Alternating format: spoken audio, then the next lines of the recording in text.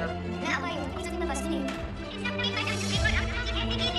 इस टाइम तो परमार को याद दिलाओ कि उनकी और उसकी है, क्योंकि इससे ज़्यादा मुझे कोई सुनाई नहीं, तो और नहीं पड़ेगी। सीरियल ड्रामा ये रिश्ता क्या कहलाता है के आने वाले एपिसोड में आप लोग देखने वाले हैं कि अरमान सभी घर वालों से कहता है जल्दी जल्दी बस में चढ़ो और चलो, बुकी का शेड्यूल ख़राब हो जाएगा। इतनी देर में अबीरा बस में चढ़ती है और अरमान से कहती है क्या तुम्हें पता नहीं था, मैं बस में नहीं चढ़ी थी अभी तक और तुमने इतनी जल्दी कर दी।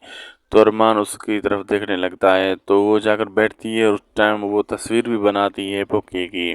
तो रोही उसके साथ में बैठती है अबीरा की, अबीरा से कहती है कि तुम अरमान को समझाओ, नहीं तो अगर तुमने नहीं समझाया तो तुम्हारी शादी का भी मसला हो सकता है अरमान के साथ, तुम्हारा और पोकी का भी, और तुम फिर कैसे अपनी ज़िंदगी गुजारोगे, और समझाने की तुम कोशिश करो अरमान को।